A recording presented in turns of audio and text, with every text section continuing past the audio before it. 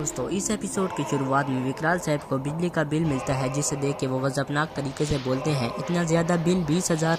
एक तो ऑफिस में कोई होता नहीं है, फिर इतना उन्होंने बिल भेज दिया, ये कैसे हो सकता है। फिर इतने में ही गबरू बोलता है, विकराल तुम्हें अगर अपना बिजली का बिल कम करना है तो वोल्टेज प्रेताल को पकड़ लो।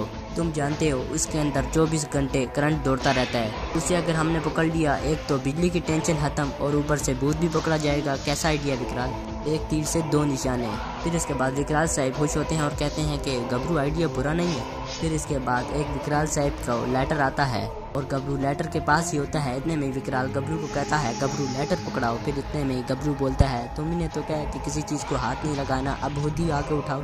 फिर इसके बाद विकराल साहब आते हैं और धक्का देकर गबरू से वो लेटर ले लेते हैं। फिर इसके बाद विकराल साहब वो लेटर खोलते हैं, उसके अंदर होम मिनिस्टर वसंत खड़े ने उनको अर्जेंट बुलाया होता है, जिसे देखकर विकराल जल्दी से तैयार होकर उधर रवाना हो जाते हैं। फिर इसके बाद यहाँ पर वसंत खड़े के पास विकराल साहब पहुँच जाते हैं और वो कहते हैं, आने के लिए शुक्रिया विकराल, क्या लेंगे आप। फिर इसके बाद विकराल साहब कहते हैं, नहीं कुछ नहीं। फिर उसके बाद वो बोलते हैं, शर्माने की कोई बात नहीं है, कुछ तो लें ठंडा गर्म। फिर इसके बाद विकराल साहब कहते हैं, ठंडे गर्म से क्या शर्म, चलो एक गिलास दूध ही दे दो। फिर उसके बाद वो अपने सर्वेंट से कहते हैं कि एक गिलास दूध लेकर आओ। फिर इसके बाद वसंत खड़े अपनी प्रॉब्लम बताते हैं कि विकराल मैंने तुम्हें यहाँ अर्जेंट बुलाया है, हमारे देश में एक प्रॉब्लम आ गई है, इस मुसीबत से सिर्फ तुम ही बचा सकते हो विकराल। फिर इतने में ही विकराल साहब कहते हैं, क्या मुसीबत, मैं समझा नहीं। फिर इसके बाद वसंत खड़े एक बॉक्स निकालते हैं और उसे चाबी के जरिए खोलते हैं और उसके अंदर एक कड़ा होता है जो विकराल को वो चेक कराते हैं और विकराल उसे देखकर पहनने के लिए तैयार हो जाते हैं। इतने में विकराल को वो मना करते हैं कि वसंत खड़े कहते हैं कि विकराल साहब ये मत पहनना, यही तो मुसीबत की जड़ है। फिर उसके बाद वो सारी कहानी विकराल को बताते हैं कि कुछ दिन पहले ये कड़ा पुलिस ने एक चोर के हाथों से लिया था।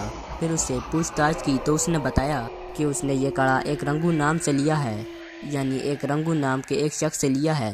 फिर इसके बाद वसंत खड़े कहते हैं कि लेकिन मुझे यकीन नहीं हुआ, लेकिन जब हमें रंगू मिला तो उसने एक चौंका देने वाली खबर बताई हमें। फिर वो विकराल साहब को कहते हैं, रंगू ने यह कड़ा दरअसल बेताल नाम के एक अड्डे से चुराया था। फिर इसके बाद विकराल साहब हैरान हो जाते हैं और कहते हैं, ये आप क्या कह रहे हैं। फिर इसके बाद वसंत खड़े विकराल साहब को बताते हैं कि बेताल ने ऐसे दो कड़े बनाए हैं और उनका एक ये प्लान था कि ये कड़ा और वो दूसरा कड़ा जो उनके पास है, ये दोनों कड़े वो अपने महागुरु को देंगे, जो इसे पहनकर अपनी सारी ताकत इसमें डाल देंगे। इस तरह से पूरी दुनिया में काली शक्ति जीतेगी और बुराई की जीत होगी और सच्चाई की हार। फिर इसके बाद विकराल साहब कहते हैं, बेताल का गुरु, बेताल तो खुद एक ग्रोह का सरदार है। फिर इसके बाद वसंत खड़े कहते हैं, ये तो मुझे नहीं पता, लेकिन इतना मैं ज़रूर जानता हूँ, ऐसे दो कड़े हैं जिनमें से एक मेरे पास और एक प्रेताल के पास है। खुदा ऐसा ना करे, अगर ये दोनों कड़े मिल गए तो पृथ्वी पर अनर्थ हो जाएगा। फिर विकराल साहब कहते हैं, आप मुझसे क्या चाहते हैं। फिर इतने में ही वसंत खड़े बोलते हैं कि अक्सर लोग तुम्हें चीज़ ढूंढने के लिए बुलाते हैं, लेकिन मैं ये चीज़ तुम्हें घुमाने के लिए दे रहा हूँ। इस कड़े को तुम्हें वही ले जाना पड़ेगा जहाँ ये बना था, टोना गांव की तूफानी पहाड़ी पर, और प्रेताल के अड्डे पर जाकर तुमने आग में झोंकना है इस कड़े को। फिर इसके बाद विकराल साहब कहते हैं, इसके बिना दूसरा कड़ा बेकार हो जाता है, राइट। फिर उसके बाद ये कहते हैं, राइट। फिर इसके बाद मजीद वसंत खड़े कहते हैं कि ये काम सिर्फ तुम ही कर सकते हो, ना कि यहाँ की पुलिस और देगर महकमे।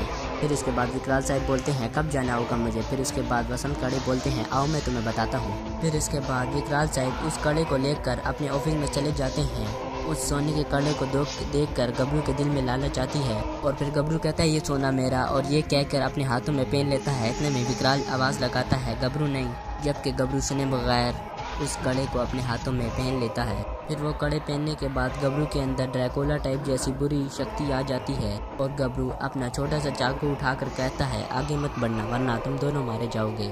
इतने में गबरू विकराल की तरफ मारने आ रहा होता है। इतने में विकराल साहब उससे वो कड़ा उतार लेते हैं और गबरू उतरते साथ ही नीचे गिर जाता है और उतरने के बाद गबरू दोबारा अपनी असली हालत में आ जाता है और विकराल को कहता है कि क्या हो गया था मुझे। फिर विकराल साहब कहते हैं, अगर ये कड़ा तुम पर इतना गहरा असर कर सकता है तो सोचो प्रेताल पे कितना गहरा असर करेगा और उसके गुरु पर। फिर इसके बाद विकराल साहब बोलते हैं, चलो टोना गांव के लिए तैयार हो जाओ गबरू। फिर इसके बाद विकराल साहब टोना गांव के जंगल के लिए निकल जाते हैं और पहुंच भी जाते हैं। यहाँ पर पहुंचने के बाद विकराल साहब गबरू को कहते हैं, यहाँ पर पहुँचते ही हमारी तमाम अच्छाई कमज़ोर पड़ जाती है और बुराई उरूज पर चली जाती है। फिर इतने ही बातों में विकराल को एक मजदूर की आवाज़ आती है जो बोझ उठा रहा होता है जिसे उठा नहीं जा रहा होता। इतने में ही विकराल साहब उसकी जानिब जाते हैं और उसके बोझ को सही तरीके से उसकी कमर पर लाते हैं। फिर उसके बाद वो खुश होकर दुआएं देता है। इसके बाद विकराल साहब उससे पूछते हैं वैसे आप जा कहाँ रहे हैं। फिर उसके बाद वो कहता है साहूकार का अनाज सर उसके घर पहुंचाने जा रहा हूँ, बस इस जंगल के रास्ते से। फिर इसके बाद विकराल साहब बोलते हैं कि तुम्हें मालूम है इस जंगल में जाना खतरों से खाली नहीं है। फिर उसके बाद वो बोलता है क्या करें अपनी किस्मत ही खाली है, और कहता है कि अच्छा आपकी मदद के लिए शुक्रिया, अब मैं चलता हूँ। फिर इसके बाद विकराल साहब गबरू को कहते हैं अगर हमें तूफानी पहाड़ी तक कोई पहुँचा सकता है तो वो सिर्फ सफ़ेद चुड़ैल है गबरू। सबसे पहले हमें सफ़ेद चुड़ैल के पास जाना होगा, वही हमें आगे रास्ता बताएगी। फिर इसके बाद विकराल साहब सफ़ेद चुड़ैल के घर के पास पहुंच जाते हैं, जहां पर सफ़ेद चुड़ैल विकराल को कहती है कि मेरी ज़रूरत आखिरकार पड़ ही गई तुम्हें विकराल। फिर उसके बाद विकराल साहब कहते हैं मौसी तुम ही हमारी मदद कर सकती हो। फिर जैसे ही विकराल कहता है हम प्रेताल, इतने में ही वो सफ़ेद बुढ़ी यानी सफ़ेद चुड़ैल कहती है जानती हूँ सब जानती हूँ, इस बुढ़िया को सब कुछ पता है। फिर उसके बाद वो बताती है विकराल तेरे रास्ते में बहुत सी मुश्किलें हैं, अभी बोल रही हूँ लौट चल वरना तुम दोनों की सिर्फ और सिर्फ हड्डियाँ नजर आएंगी। फिर उसके बाद विकराल साहब बोलते हैं राह पर निकलने के बाद मैं कभी लौटता नहीं हूँ मौसी, बस अब रुकूंगा सिर्फ और सिर्फ अपनी मंजिल पर, और वो मेरी मंजिल है तूफानी पहाड़ी, बस मौसी वहाँ तक पहुँचने के लिए कोई रास्ता दिखा दे। फिर उसके बाद मौसी बोलती है यानी सफ़ेद चुड़ैल कि मैं क्यों बताऊँ मुझे क्या मिलेगा है। फिर इसके बाद विकराल साहब बोलते हैं क्या चाहिए मौसी मुझे बताओ। फिर उसके बाद सफ़ेद चुड़ैल बोलती है पिछली बार जब ये गबरू आया था उसने मेरे 100 सोने के सिक्के चुरा लिए थे, अब मुझे वो वापस चाहिए। फिर विकराल साहब गबरू से 100 सोने के सिक्के वापस लेते हैं, जबकि गबरू नहीं दे रहा होता। इस वजह से विकराल साहब उसे डांट डपट कर ज़बरदस्ती उससे ले लेते हैं और मौसी को जाके दे देते हैं, और उसे देखकर मौसी खुश होती है। फिर ये लेने के बाद सफ़ेद चुड़ैल कहती है ये तो मेरे पुराने हैं लेकिन 50 और मुझे चाहिए इस काम के लिए, हम तुम मुझसे करवाओगे। फिर इसके बाद विकराल साहब बोलते हैं वाह अब चुड़ैलें भी ख्वाहिशात करने लगी। और इसके बाद विकराल साहब गबरू से 50 और सोने के सिक्के लेकर उस सफ़ेद चुड़ैल को दे देते हैं। फिर उसके बाद मौसी यानी सफ़ेद चुड़ैल अंदर जाती है और विकराल और गबरू के लिए सूप बनाती है, कुछ अजीब अजीब सी चीज़ें डाल रही होती है। फिर बनाने के बाद वो विकराल और गबरू को देती है। विकराल साहब बोलते हैं मौसी इसके अंदर क्या है। फिर उसके बाद सफ़ेद चुड़ैल कहती है पियो।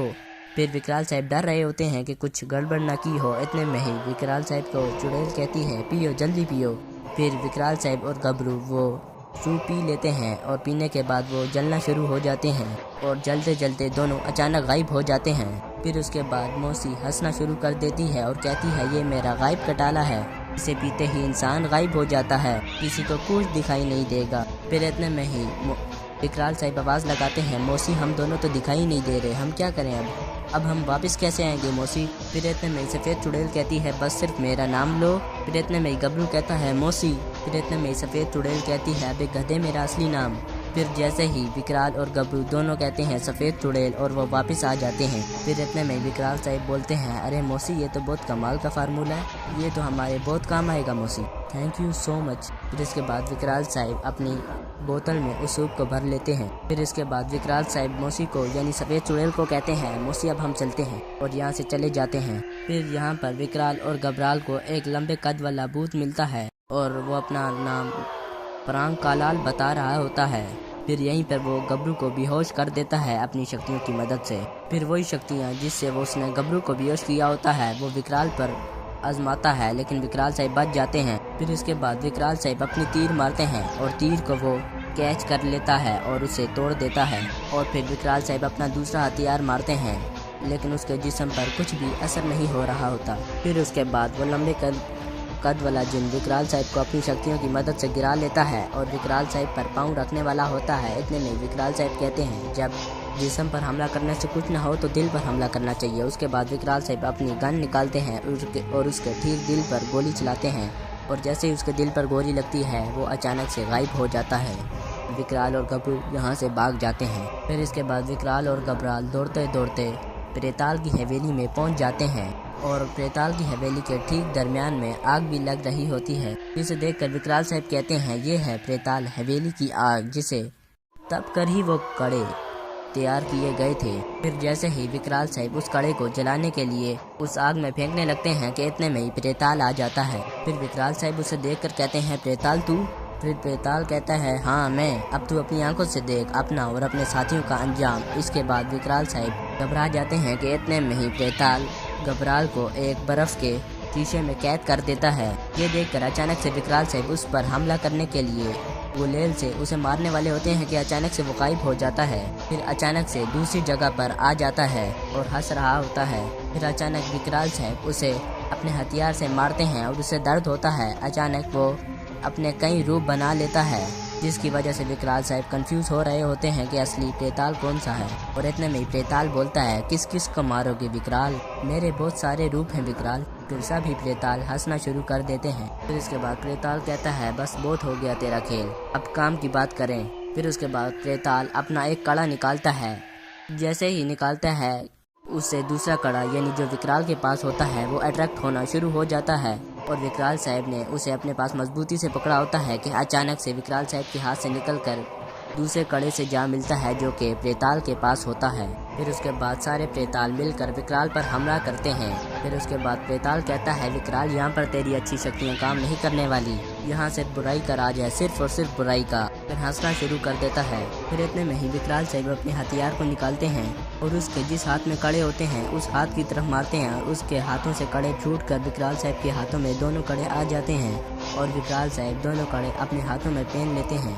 और दोनों पहनने के बाद विकराल साहब एक ड्रैकुला बन जाते हैं और कहते हैं, अब बुराई से बुराई को मारने में देखो मज़ा कितना आता है, अब मैं तुझसे भी बुरा बन गया हूँ प्रेताल। फिर इसके बाद विकराल साहब प्रेताल को ख़त्म कर देते हैं और मारने के बाद विकराल बोलता है, दुनिया का सबसे ज़्यादा शक्तिशाली इंसान मैं हूँ, दुनिया की तमाम बुराई मेरे कब्जे में है, मैं अब कुछ भी कर सकता हूँ। और फिर हंसना शुरू कर देता है। फिर इतने में ही विकराल को आवाज़ें आने लग जाती हैं, नहीं विकराल नहीं, ये कड़े तेरे लिए नहीं बने, ये तेरा मकसद नहीं है विकराल, अपने आप को संभालो, तो यहाँ इन कड़ों का नाश करने के लिए आया है, इन्हें पाने नहीं। फिर इसके बाद विकराल साहब उन दोनों कड़ों को उतार देते हैं और आग में फेंक देते हैं और कहते हैं, बुराई का अंत हो। उसे फेंकते ही जैसे ही वो जल जाते हैं उसके बाद गबरू भी बर्फ़ के शीशे से आज़ाद हो जाता है। और फिर यहाँ पर विकराल कहता है, चलो हमें निकलना चाहिए। इसके बाद विकराल साहब यहाँ से चले जाते हैं और यहाँ पर इस किस का अख्ताम हो जाता है। तो दोस्तों हमारे इस चैनल प्योर सीरियल को सब्सक्राइब के साथ साथ बेल आइकन के साथ साथ लाइक के साथ साथ शेयर भी करें। दोस्तों आपका शुक्रिया।